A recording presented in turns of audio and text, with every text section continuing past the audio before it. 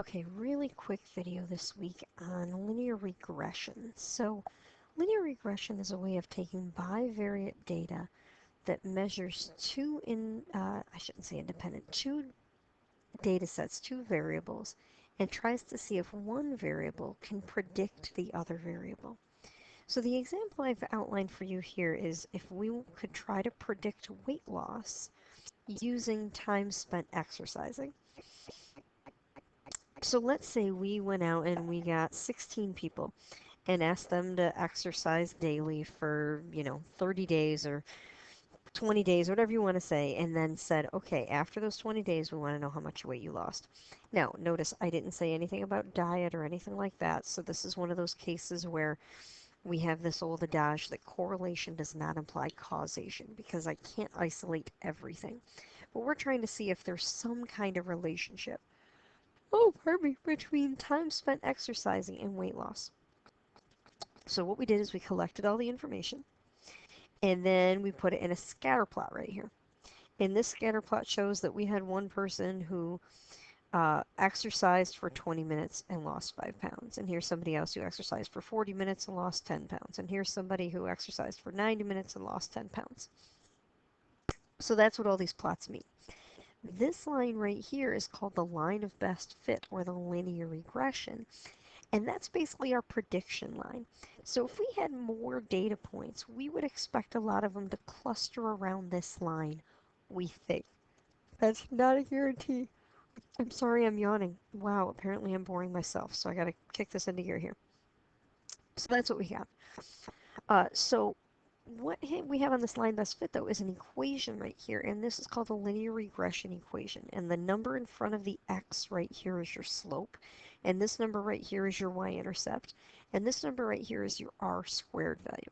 Now your slope and your intercept are kind of meaningful to you as a mathematician. They're very meaningful to me, but for non-mathematicians, they're not as meaningful as this r squared value. The r squared value to you should be very meaningful because basically if you turn this into a percent, 0.347, that means almost 35% of the variation in weight loss can be attributed to exercise. That's what that means statistically. 35% of the variation in weight loss is dependent on exercise, and that's pretty big. So if you want to talk about how important is exercise to weight loss, you can say a third of your weight loss is dependent upon your exercise, and that's a pretty strong statement to make. So that's relatively important. And up here, really, the most important thing to you would be whether this number in front of the x is positive or negative. If that number is positive, that means as one thing increases, so do the other. Wow, so much yawning, and I can't edit that out. I'm sorry. I hope you haven't yawned more than I have already. Um, so this number right here tells you your slope if you expect something to increase or decrease. This is your y-intercept, which a lot of times doesn't have a realistic meaning, but mathematically what it means is if you exercised for 0 minutes per day, you could still expect to lose 4.23 pounds, which seems unrealistic. So again, that y-intercept, when we talk about realism here, not that important. When we talk about mathematics, it tells me where I would put the line, where it would hit the vertical axis. Okay, so anyway, I digress. I come over here and let's answer the question. Examine the computer scatter diagram. Make some comments on the scatter plot and the trend line. So if I were going to make comments on this, what is with the yawning? If I was going to make some comments on this, I would say something like, well, the trend line does seem to stay within the scatter plot, and trust me, it would anyway, or else it wouldn't be the line best fit. The trend line does seem to stay within the scatter plot, however, it doesn't appear to be a great predictor because I can't type because there we go. The plots or the dots are relatively far from the line. So something like that. It looks like, yeah, there's a line there, but it's not like it touches all the points. It's not like they're really that close to it. So, I mean, it's an average, but it's not, it doesn't look like it's a great predictor. Interpret the correlation. So, what is that r squared? R squared is approximately 0.35. And if r squared is 0.35, that means that 35% of the variation in weight loss is related to the variation in time spent exercise. Is that a strong correlation? I wouldn't say that it's strong, but it's a definitely important. You will see correlations sometimes of like 99%. That tells you really there's a very distinct relationship between exercise and weight loss. This tells us that yes, there is a distinction. However, we can't say that anytime you exercise, you're going to lose weight. Okay? And one other thing that isn't on your homework, but is on question 3 in your homework, so it's not on this question in your homework, but it is on question 3, is this idea of an independent and a dependent variable. So if I wanted to independent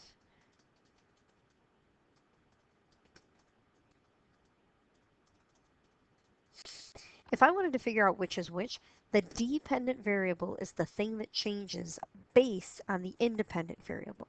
The independent variable is the thing that you're doing to try to predict the other thing. Okay? So the dependent variable is the thing you think you can predict. So in this case, the dependent variable would be weight loss. I think I can predict weight loss based on the fact that the independent variable of exercise is something that I'm monitoring. Okay, so the independent is the thing that you're monitoring. The dependent thing is what you think is going to happen as a result. Okay? And then last but not least, write the regression equation so that weight loss can be predicted. So our regression equation is y equals 0.1247x plus 4.2371. Now, what does that really mean? What are the y and the x? Well, the y is the dependent variable and the x is the independent variable. So that means weight loss equals 0.1247 times time spent exercising plus 4.2371. So they want us now to predict what would the weight loss be for somebody who exercised for 75 minutes. So weight loss is 0.1247 times 75 minutes, time spent exercising, plus 4.2371. And Excel can actually do that for me, so I'm going to do it off to the side. If you just click on any empty cell, click up here in your formula bar and hit the equal sign first. And then I'm going to type in the stuff on the right-hand side of the equals. 0.1247 times 75 plus 4.2371. And then I'm going to hit enter, and it's going to give me the number 13.5896.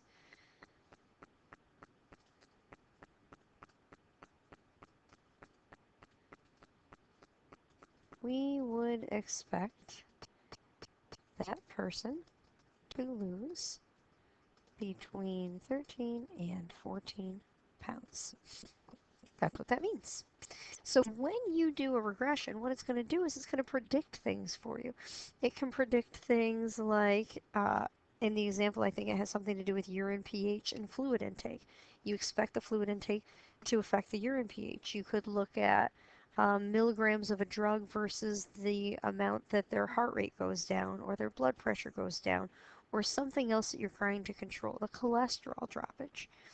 All of these things are predictable. These things happen to have what we would maybe expect to be a cause and effect relationship. And so something like this helps us predict what that relationship is going to be for varying values of a drug, of weight loss, of fluid intake, things like that. All right, so I will end with a joke coming up soon. I think it's September 19th, if I'm not mistaken, is Talk Like a Pirate Day. So I'm going to give you some pirate jokes. So what's a pirate's favorite type of movie? Movies rated R. What's a pirate's favorite type of sock? Argyle sucks. What's a pirate's favorite letter? Nope, nope, not R, it's P, because without it, it would be irate. Think about it. Oh, yeah, now it makes sense. And last but not least, my favorite pirate joke right now. What has 8 eyes and 8 legs? 8 pirates. Have a wonderful day, evening, whatever it happens to be while you're watching, and congratulations, you are done with your last video for nursing statistics.